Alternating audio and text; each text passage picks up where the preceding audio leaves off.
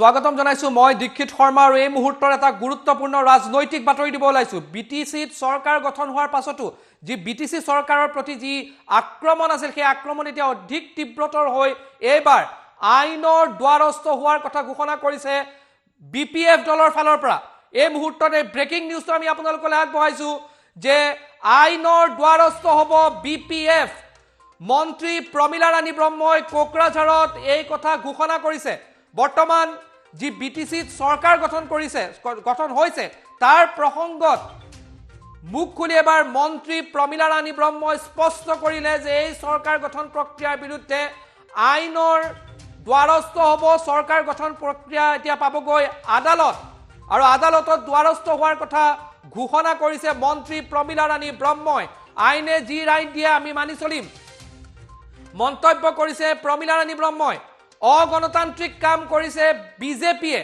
বিজেপিৰ বিৰুদ্ধেও তীব্ৰ আক্ৰমণাত্মক আৰু গুৰুতৰ অভিযোগ উত্থাপন কৰা হৈছে এবাৰ বিপিএফৰ ফালৰ পৰা আৰু বিপিএফে মন্তব্য কৰি কৈছে যে বিজেপিয়ে অগণতান্ত্ৰিক কাম কৰিছে জনাদেশ বিপিএফৰ লগত আছে দাবী কৰিছে পুনৰ যে জনাদেশ বিপিএফৰ লগত আছে আৰু সৰ্ববৃহৎ দল হিচাপে বিপিএফ পৰিগণিত হৈছে দাবী কৰিলে এবাৰ মন্ত্ৰী প্ৰমিলা ৰাণী ব্ৰহ্মই বিপিএফৰ নেত্ৰী তথা অসম চৰকাৰৰ মন্ত্ৰী প্ৰমিলা ৰাণী ব্ৰহ্মই এই দাবী কৰিছে আৰু আইনৰ দ্বাৰস্থ হ'ব এবাৰ বিপিএফ বিটিসিত চৰকাৰৰ শপত গ্ৰহণৰ পাছত আজি আনুষ্ঠানিকভাৱে বিপিএফে আক্ৰমণাত্মক হৈ মন্তব্য কৰিছে যে অগণতান্ত্ৰিকভাৱে বিজেপিয়ে কাম কৰিছে তাৰ লগতে মন্তব্য কৰিছে যে বিজেপি আৰু ইউপিপিএলে যি চৰকাৰ গঠন কৰিছে সেয়া অগণতান্ত্ৰিকভাৱে কৰা হৈছে ৰাইজৰ মত জনাদেশ বিপিএফৰ লগত আছে আৰু বিপিএফ এবাৰ আইনৰ দ্বাৰস্থ হোৱাৰ কথা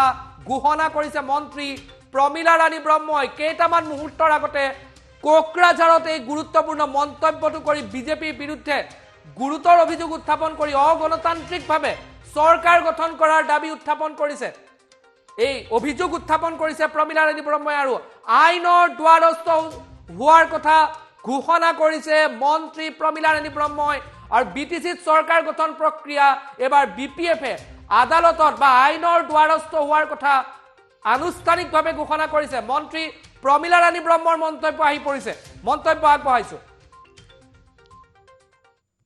আনডেমক্ৰেটিক কাম আমি পাব্লিক মেন্ডেটটো আমি মানি চলিছো কিন্তু আমি মেজৰিটি পাইছো মেজৰিটি পোৱাৰ পিছতো আমাক মানে আহ্বান নকৰিলে সেইটোৰ কাৰণে আমি দুখিত এইটো ডেমক্ৰেচিত এনেকুৱা ধৰণৰ নহয় সেইটো নন ডেমক্ৰেটিক কাণ্ট্ৰিত এনেকুৱা ধৰণৰ ছিষ্টেম নাই কিন্তু তথাপিও আমাৰ বিজেপি দলৰ মুৰব্বীসকলে আনডেমক্ৰেটিক কাম তেওঁলোকে কৰি পেলাই ইউপিপিএলৰ লগত তেওঁলোকে প্ৰশাসন কাউন্সিলটো বনাইছে তথাপিও আমি ধৈৰ্য ধৰিছোঁ আমি আইনৰ ব্যৱস্থা ল'ম বুলি আমি আগবাঢ়ি আহিছোঁ আইনে আমাক যিটো ৰাইট দিব সেইটো আমি মানি চলিম আমি পাব্লিক মেন্ডেট পাইছোঁ যদি আমি হাৰি গ'লোহেঁতেন তেতিয়াহ'লে বেলেগ কথা আছিল পাব্লিক মেন্ডেট আমাৰ লগত এতিয়াও আছে আমি 17টা চিট আমি দখল কৰিব পাৰিছোঁ চবতকৈ আমি বেছি সংখ্যক আমি কেণ্ডিডেট পাইছোঁ গতিকে আমি ৰিজিগনেশ্যন দিয়াৰ কোনো প্ৰশ্ন নুঠে আমাকতো ইনভাইটেশ্যন দিয়া নাই আমি ইনভাইটেশ্যন পোৱা নাই সেইটো কেনেকুৱা ধৰণৰ অৰাজকতাৰ সৃষ্টি কৰিছে এইটো ৰাইজে এতিয়া অনুমান কৰিব লাগে ৰাইজে এতিয়া ভাবিব লাগে ৰাইজে ভাবিবৰ কাৰণে এতিয়া সময় আহি পৰিছে এই গতিকে আমি ৰাইজকে আহ্বান জনাইছোঁ ৰাইজে নিজাববীয়া সিদ্ধান্ত ল'ব লাগে আমি পাব্লিক মেন্ডেটটো আমি মানি চলিছোঁ কিন্তু আমি মেজৰিটি পাইছোঁ মেজৰিটি পোৱাৰ পিছতো আমাক মানে আহ্বান নকৰিলে সেইটোৰ কাৰণে আমি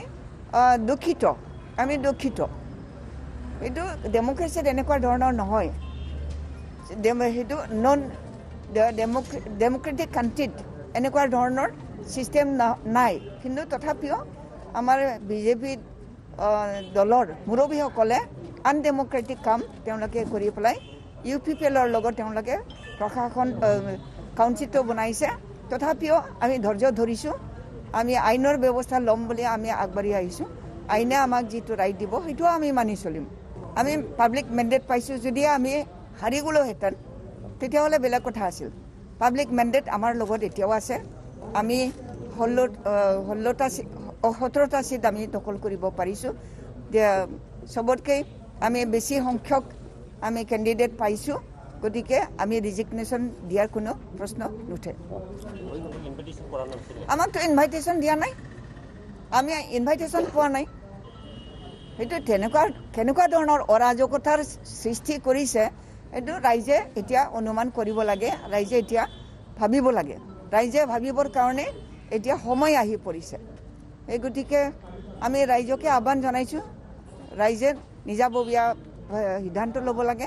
আমি পাব্লিক মেণ্ডেটটো আমি আৰু এই মুহূৰ্তত প্ৰমীলা ৰাণী ব্ৰহ্মৰ মন্তব্য শুনিলে আৰু এই ব্ৰেকিং নিউজটো আমি আপোনালোকক জনাই আছোঁ যে আইনৰ দ্বাৰস্থ হ'ব এবাৰ BPF। চৰকাৰ গঠন প্ৰক্ৰিয়া প্ৰসংগত আইনৰ দ্বাৰস্থ হোৱাৰ কথা ঘোষণা কৰিছে মন্ত্ৰী প্ৰমীলা ৰাণী ব্ৰহ্মই। কোকৰাঝাৰত এই কথা ঘোষণা কৰা হৈছে মন্ত্ৰীগৰাকীৰ ফালৰ পৰা। আৰু BTCত যি পৰিষদীয় চৰকাৰ গঠন কৰা হৈছে সেই প্ৰক্ৰিয়া এই মুহূৰ্তত আদালতলৈ লৈ যোৱা হ'ব আৰু আইনী প্ৰক্ৰিয়াৰ সহায় লোৱা হ'ব বুলি BPFৰ ফালৰ পৰা সদৰি কৰা হৈছে। আইনৰ দ্বাৰস্থ হ'ব এবাৰ BPF। আইনে যি ৰায় দিয়ে তাকে মানি ল'ব বুলি মন্তব্য কৰা হৈছে BPFৰ ফালৰ পৰা। আৰু এই মুহূৰ্তত BTC চৰকাৰৰ যি নতুন পৰিষদীয় চৰকাৰ গঠনৰ পাছতেই যি ধৰণৰ ঘটনা চলি আছে তাৰ মাজতেই BPFৰ ঘোষণা যে অগণতান্ত্ৰিকভাৱে বিজেপিয়ে কাম কৰিছে। বিজেপি UPPLৰ চৰকাৰখনক অগণতান্ত্ৰিক প্ৰক্ৰিয়াৰে অহা বুলি অভিযোগ উত্থাপন কৰিছে। আৰু এই গুৰুতৰ অভিযোগ BPFৰ ফালৰ পৰা বিজেপিৰ বিৰুদ্ধে কৰা হৈছে আৰু আইনৰ সহায় লোৱাৰ কথা স্পষ্টতাৰে কোৱা হৈছে BPFৰ ফালৰ পৰা। জনাদেশ BPFৰ লগত আছে। গৰিষ্ঠ সংখ্যক পাৰিষদ BPFে জিকাই আনিছে বুলি দাবী কৰা হৈছে প্ৰমীলা ৰাণী ব্ৰহ্মৰ ফালৰ পৰা। আৰু কৈছে যে বিধায়ক যি পাৰিষদ থাকে সেই পাৰিষদ BPFৰ লগত আছে, জনাদেশ BPFৰ লগত আছে, কিন্তু অগণতান্ত্ৰিকভাৱে বিজেপিয়ে এই কাম কৰিছে। এই চৰকাৰ যি UPPLৰ লগত মিলি কৰিলে তাক অগণতান্ত্ৰিক আখ্যা দিয়া হৈছে। আৰু এই মুহূৰ্তত এই বিগ পলিটিকেল ব্ৰেকিংটো আমি আপোনালোকক জনাই আছো যে BPF এইবাৰ দ্বাৰস্থ হ'ব আইনৰ।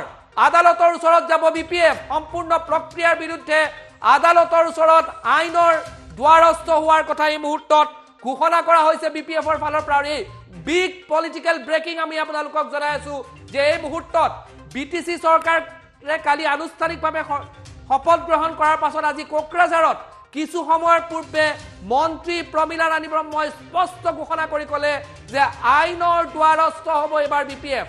অগণতান্ত্ৰিকভাৱে বিজেপিয়ে কাম কৰিছে। বিজেপি আৰু UPPL চৰকাৰখন যি গঠন হৈছে সেয়া প্ৰক্ৰিয়া অগণতান্ত্ৰিক। গণতন্ত্ৰত এনেধৰণে কাম নহয়। জনাদেশ BPFৰ লগত আছে। এই মন্তব্য প্ৰমীলা ৰাণী ব্ৰহ্মৰ। এই মুহূৰ্তত আমি পুনৰ আপোনালোকক মন্তব্য আগবঢ়াইছোঁ। আমি পাব্লিক মেণ্ডেটটো আমি মানি চলিছোঁ, কিন্তু আমি মেজৰিটি পাইছোঁ। মেজৰিটি পোৱাৰ পিছতো আমাক মানে আহ্বান নকৰিলে, সেইটোৰ কাৰণে আমি দুখিত। এইটো ডেম'ক্ৰেচিত এনেকুৱা ধৰণৰ নহয়। সেইটো ডেম'ক্ৰেটিক কাণ্ট্ৰিত এনেকুৱা ধৰণৰ ছিষ্টেম নাই। কিন্তু তথাপিও আমাৰ বিজেপি দলৰ মুৰব্বীসকলে আনডেম'ক্ৰেটিক কাম তেওঁলোকে কৰি পেলাই UPPLৰ লগত তেওঁলোকে প্ৰশাসন কাউন্সিলটো বনাইছে। তথাপিও আমি ধৈৰ্য ধৰিছোঁ। আমি আইনৰ ব্যৱস্থা ল'ম বুলি আমি আগবাঢ়ি আহিছোঁ। আইনে আমাক যিটো ৰাইট দিব সেইটোও আমি মানি চলিম। আমি পাব্লিক মেণ্ডেট পাইছোঁ, যদি আমি হাৰি গ'লোহেঁতেন তেতিয়াহ'লে বেলেগ কথা আছিল। পাব্লিক মেণ্ডেট আমাৰ লগত এতিয়াও আছে। আমি 17টা সিট আমি দখল কৰিব পাৰিছোঁ। সবতকৈ আমি বেছি সংখ্যক আমি কেণ্ডিডেট পাইছোঁ, গতিকে আমি ৰিজিগনেশ্যন দিয়াৰ কোনো প্ৰশ্ন নুঠে। আমাকতো ইনভাইটেশ্যন দিয়া নাই, আমি ইনভাইটেশ্যন পোৱা নাই। সেইটো কেনেকুৱা ধৰণৰ অৰাজকতাৰ সৃষ্টি কৰিছে এইটো ৰাইজে এতিয়া অনুমান কৰিব লাগে, ৰাইজে এতিয়া ভাবিব লাগে। ৰাইজে ভাবিবৰ কাৰণে এতিয়া সময় আহি পৰিছে।